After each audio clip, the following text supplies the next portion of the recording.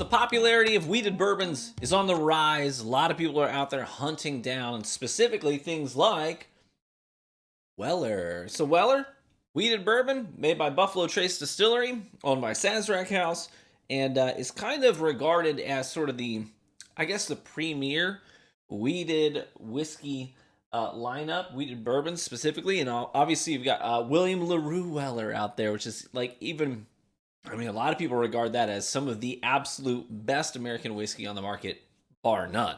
When it comes to just the standard Weller lineup, you know, you've got a lot of different, you got 4 different variations, standard variations of the Weller lineup. Antique 107 is very popular.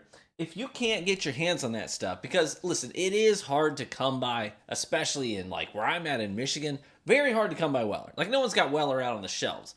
Usually you're looking at paying a markup on the product on the secondary market, or going to things like bottle shares and stuff in bourbon clubs if you're going to get your hands on any of this stuff. For me, for example, I've had a couple of bottles of this one right here. I think I paid a 20% markup on the secondary market to get Weller. But let's say you don't want to spend extra money to get any Weller products, but you do want a really good wheated bourbon. Hey, guess what? You've got a lot of options out there, and in this video, I'm going to show you a few of them. I'm sipping on one of my favorites right now. Now, a lot of people, I think, maybe overinflate the emphasis of the wheat in the wheated bourbon for the Weller lineup. A lot of people are surprised when you tell them that it's only 16% of the mash bill is wheat. It's a 17, 16, 14 split on the mash bill for the Weller lineup. 70% corn, 16% wheat, and 14% malted barley. The MSRP for Antique 107 is, I think, $50. But on the secondary, you're probably looking at anywhere between $80 to $100. I've seen it listed for as much as $120 for a single bottle on the secondary on like online marketplaces, which I think is too much. For that same price, you've got some really good options out there for wheated bourbons, and I'm going to tell you some of them.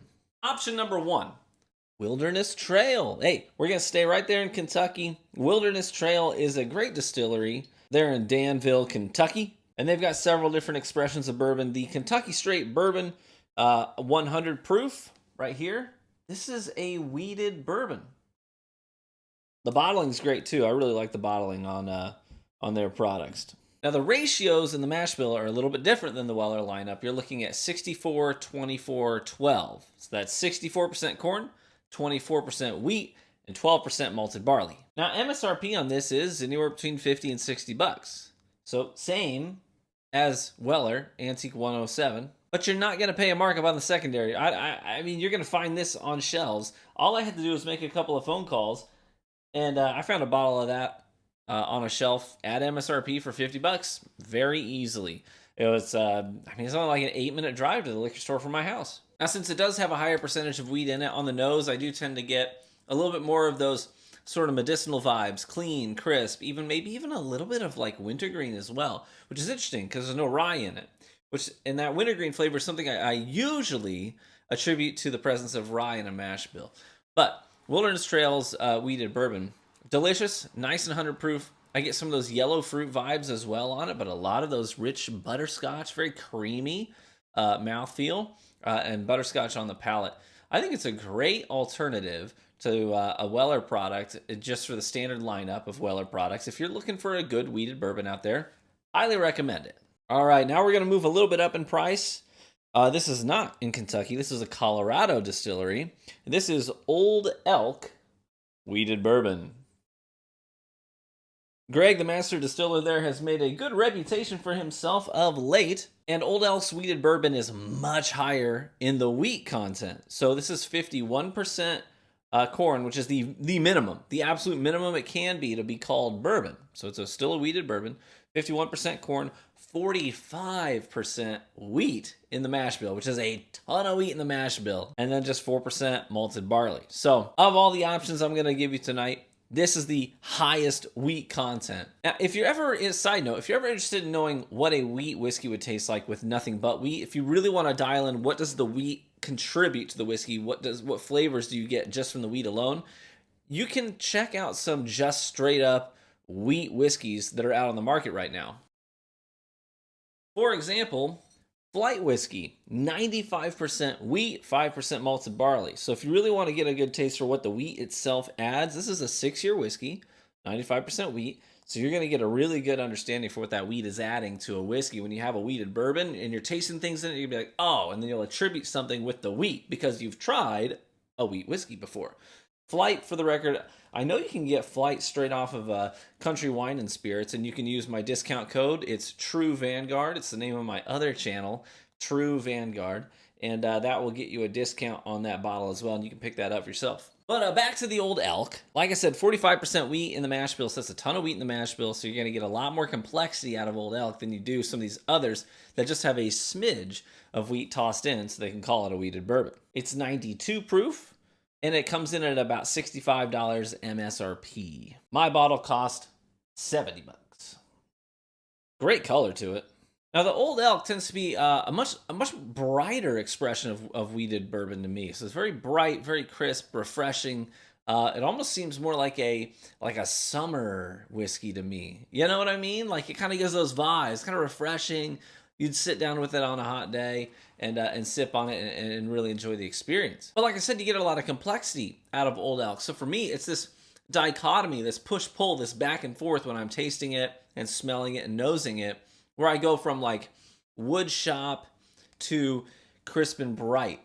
And then I go back to leather and tobacco, and then back over to floral and citrusy and fruity. It's this really interesting experience. That's why I really like having Old Elk on the shelf, because I love to give it to people when they come over and just kind of sit back and see what they say. Because a lot of people say very different things as they taste it, as they're going through that push-pull. In fact, that's one of the reasons I like having things like even Weller on the shelf. I've got way more whiskey than I can drink by myself. So I really enjoy having friends over, and I bring them down here and I give everybody Glencairn. I tell them, pick a bottle. I'll give you a quick rundown of whatever they pick. I'll give you a quick rundown of what it is, what the juice is, but I won't describe it for you unless you ask me to. Otherwise, I just want to see what they say about it. And Old Elk always gets really great reactions because of that. Last but not least on the list is Rebel Cask Strength. Another great wheated bourbon. This is made in Bardstown by Lux Row, but the interesting thing about Rebel is that they actually used to be owned by Weller. They used to be owned by Weller.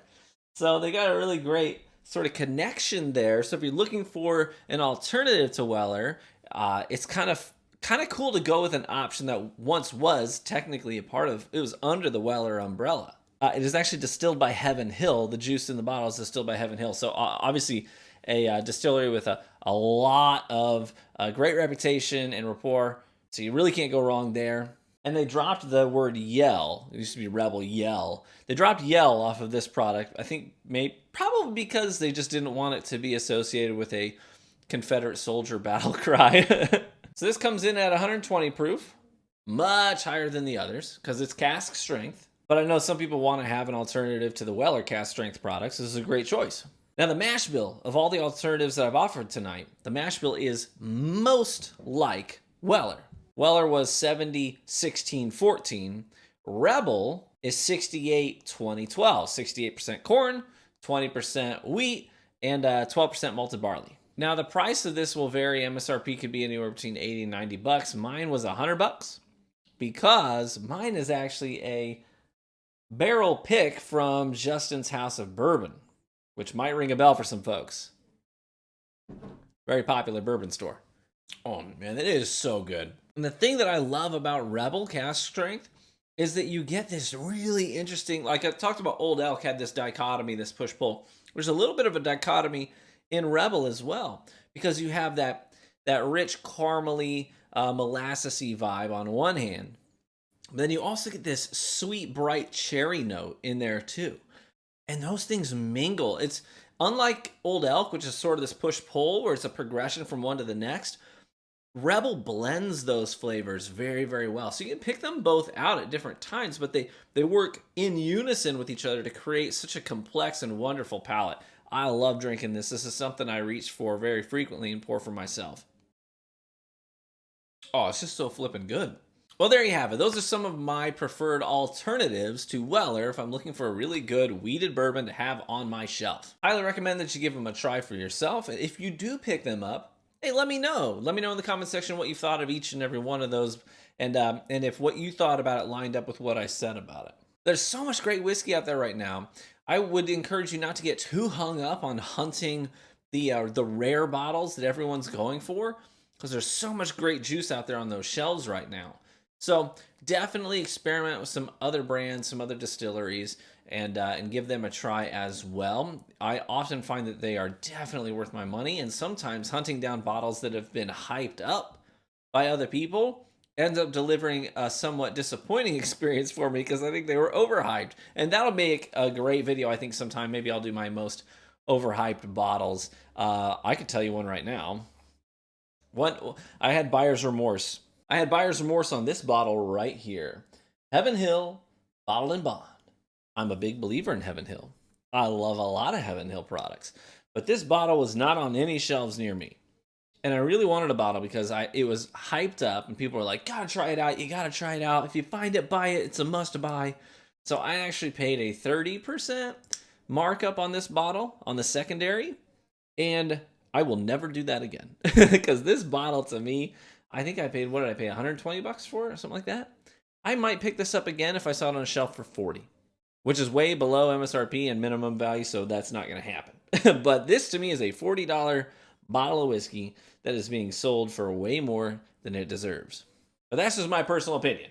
But I think that'd make a good video sometime to do some overhyped bottles that I think underdelivered. Anyways, thanks so much for watching the video today. A big shout out to my Patreon supporters. I really appreciate you guys. Help justify me making these videos and spending the time on them. I really appreciate you. And you're freeing me up to actually purchase a couple of bottles like the Rebel was. For example, this one I purchased with the Patreon supporter money. So thank you so much, you supporters on Patreon. You are why I was able to purchase this bottle and get it on my shelf and then feature it on the channel. Appreciate you guys so much. Be warm and well fed, my friends. Cheers, and may you get better with age, and may you live richly. Catch you in the next video.